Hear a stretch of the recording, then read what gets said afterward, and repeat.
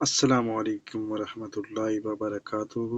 مدینہ کی مقدس سرزمین جہاں کی فضاؤں میں رحمت اور ہواؤں میں سکون جاری رہتا ہے، آج اسی مبارک شہر کے قریب ایک ایسا المیہ رونما ہوا جس نے پوری امت مسلمہ کو سوگوار کر دیا اور ہر آنکھ کو اشکبار کر دیا۔ یہ حادثہ عمرہ زائرین کی اس بس کو پیش آیا جو اپنے مالک کی بارگاہ میں حاضری دینے اور نبی آخر الزماں صلی اللہ علیہ وآلہ وسلم کے روضہ اطہر کی زیارت کے لیے روانہ تھی، مگر اینڈ سفر کے دوران اس قافلے کو ایک دردناک حادثہ پیش آیا جس کے نتیجے میں کئی قیمتی جانیں اپنے خالق حقیقی سے جا ملیں۔ ذرا تصور کیجئے، وہ لوگ جو اپنے گھروں سے نکلے تو ان کے دلوں میں ایک ہی تڑپ تھی، اللہ کا دیدار اور رسول اللہ صلی اللہ علیہ وآلہ وسلم کی محبت۔ وہ جو احرام پہن کر لبیک کی صدا بلند کرنے والے تھے، مگر ایک لمحے تمام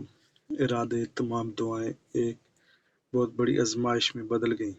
یہ سفر صرف دنیاوی سفر نہیں تھا، یہ عشق کا سفر تھا، محبت کا سفر تھا، اور آج ایمان کی نگاہ سے دیکھیں تو ہم کہہ سکتے ہیں کہ ان تمام خوش نصیبوں کو شہادت کا اعلیٰ مقام عطا ہوا۔ کتنے ہی گھروں کے چراغ بجھ گئے، کتنے ہی والدین، کتنے ہی بچے اپنے پیاروں کے لیے غمگین ہیں، مگر ہمارا ایمان اس دکھ سے کہیں زیادہ بڑا ہے۔ ہمارا دین ہمیں تسلی دیتا ہے کہ ایک مومن کے لیے موت فنا نہیں بلکہ بقا کا آغاز ہے۔ وہ لوگ جو اللہ کے گھر کی طرف سفر کرتے ہوئے دنیا سے کوچ کرتے ہیں، ان کا مقام بہت بلند ہے۔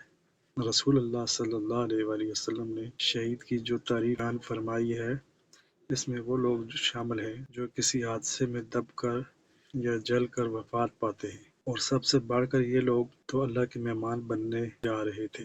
ان خوش نصیبوں کو مبارک ہو جنہوں نے زندگی کے اس مبارک ترین سفر میں مدینہ کے قریب میں شہادت نصیب ہوئی۔ اللہ نے انہیں بغیر حساب کے اپنے پاس بلا لیا اور انہیں جنت الفردوس کا مکین بنا دیا۔ یہ وہ مرتبہ ہے جسے ہر مسلمان خواہش کرتا ہے، مگر اس المناک وقت میں ہمارے پاس صبر اور اللہ کی رضا کے علاوہ کوئی چارہ نہیں۔ اللہ تعالیٰ قرآن پاک میں ہمیں تسلی دیتے ہوئے فرماتے ہیں، بے شک ہم سب اللہ کے ہیں اور اسی کی طرف لوٹ کر جانے والے ہیں۔ اہل خانہ کے لیے یہ صبر کا سب سے بڑا امتحان ہے، مگر ہمیں یقین رکھنا چاہیے کہ یہ سب کچھ اللہ کے حکم یعنی قضاء و قدر کے تحت ہوا ہے۔ ایمان والے ہر حال میں اللہ کے فیصلے کو تسلیم کرتے ہیں اور ہر آنسو پر اللہ کی طرف سے اجر لکھا جا رہا ہے۔ ہماری ذمہ داری ہے کہ ہم ان تمام مرحومین کے لیے مغفرت کی دعا کریں، ان کی قبر کو نور سے بھرنے کی التجا کریں اور ان کے اہل خانہ کو اللہ کی طرف سے بہترین صبر اور اجر عطا ہونے کی دعا کریں۔ یہ حادثہ ہمیں یاد دلاتا ہے کہ زندگی بہت مختصر ہے اور ہم سب ایک نہ ایک دن اسی اللہ کی طرف لوٹ جانے والے ہیں جس کی رضا کے لیے یہ مسافر نکلے تھے۔